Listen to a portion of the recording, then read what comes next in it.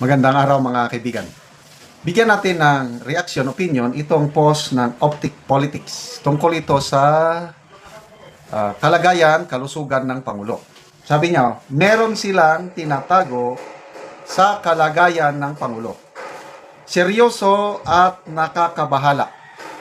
Someone sent me a medical document at ang masasabi ko lang, makakasurvive kaya ang Pangulo? Sinasabi kasi ng Pangulo na he's fine, na nagre-recover lang. Kailang, ayaw man nilang maglabas ng medical bulletin. Ang mga reporters, kanina sa press ko ni Auntie Claire,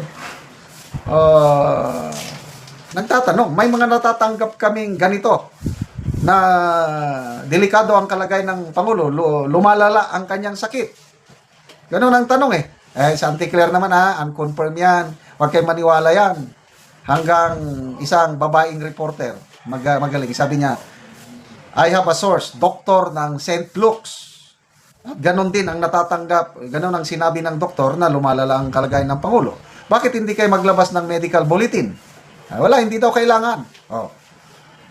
Bakit? Tayong taong bayan, di pa natin karapatan na malaman ang kalagayan ng health condition ng Pangulo? Bakit ayaw nilang maglabas ng medical bulletin? Where is transparency? Kaya ito, ayan, medical document natanggap ni Optic Politics. So, anong laman ng medical document? Ito, sabi niya, perforation signals, life-threatening emergency. The CT scan, ito na yung document siguro, reveals a severe life-threatening condition. Sigmoid diverticulosis with perforation. May butas, ganun ba? And extensive mesenteric phlegmon. Small intestine pouches have become infected. Ito na yung description ng CT scan. Small intestine pouches have become infected. One has burst. Pumutok. And infection is spreading across abdominal tissues.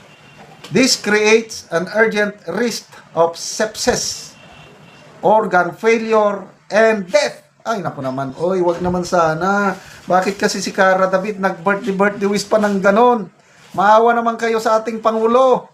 Kailangan natin siya. Mahal siya ng taong bayan. Kaya, wag namang mag-wish ng Cara David.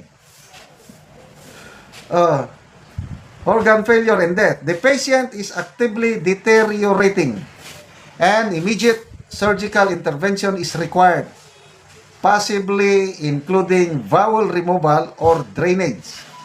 Medication alone cannot resolve this.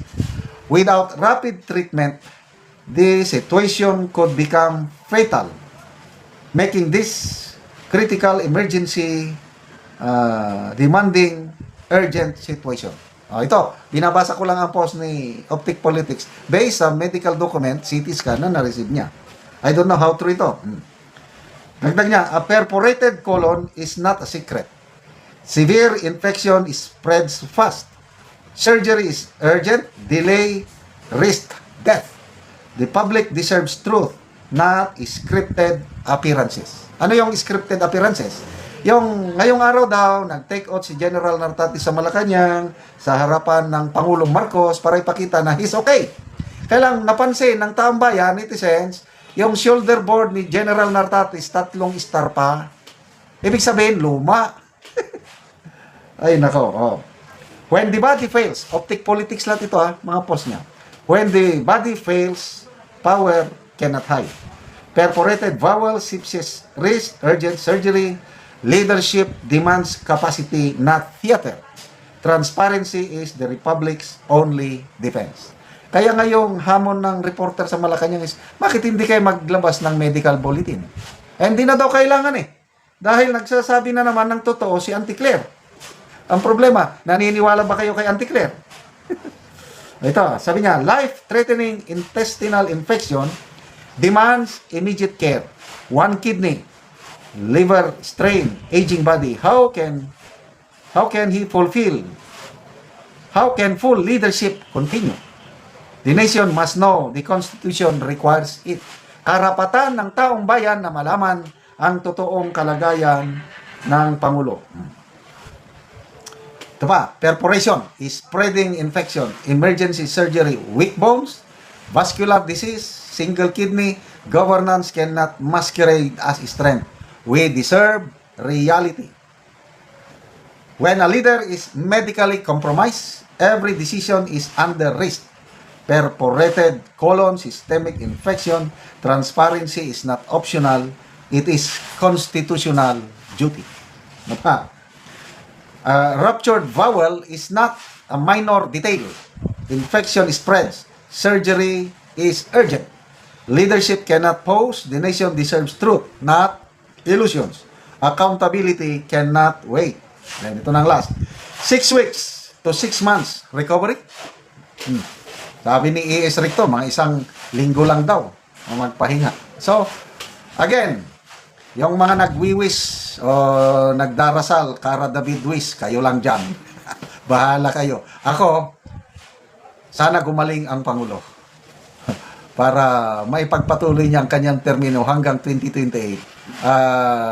Magtiis na lang tayo. Magtiis ako na maghirap sa loob ng sobra pang 2 taon. Sana gumaling ang Pangulo.